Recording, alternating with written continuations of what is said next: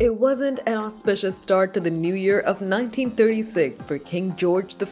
The previous year had seen Grandpa England, as Queen Elizabeth II once called her grandfather, feted during his Silver Jubilee, but long periods of poor health had plagued the king and he wouldn't live to see February. By 15 January, he was bedridden with a cold from which he'd never recover. His favorite sister, Princess Victoria, had died in December 1935, and the loss severely depressed him, further depleting him. Add in that the king was on oxygen after decades of smoking, had suffered chronic bronchitis for years, and never fully recovered after being thrown from a horse in his early years. It was obvious that any illness would be detrimental. So when King George V shut himself in his bedroom at Sandringham House on 15 January, it was an ominous sign. He stayed there until his death on 20th January. In the final years of his life, the public was aware that their king lay dying. In a statement written by his physicians, led by Lord Dawson-a-Pen, it was announced that the king's life is moving peacefully towards its close at 9:25 p.m. 5 minutes before midnight, King George V was dead at the age of 70. King George V was, in a sense, a modernizing king. Granted, he didn't live to see the advent of television and how it could be used to harness the public image of the British royal family,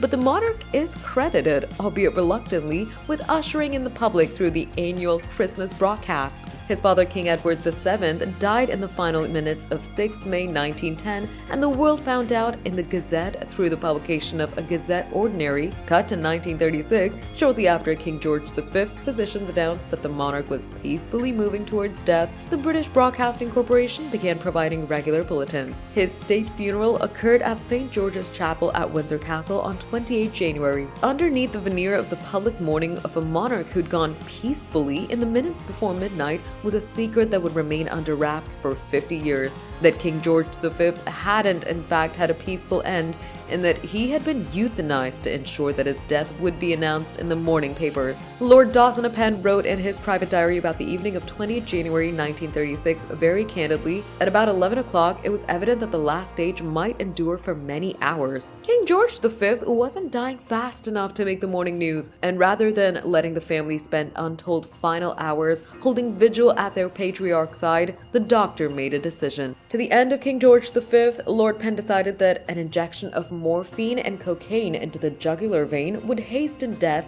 and give the monarch a fitting end. Lord Penn wanted the king's death to be announced in the Times, a morning newspaper, over a less appropriate evening journal. The next morning, the Times featured the late king in profile with the announcement, "It's with most profound regret that we have to announce the death of His Majesty King George." The physician had made the decision without the support nor the permission of Queen Mary or the Prince of Wales, later Edward VIII, briefly, and didn't tell him of his decision.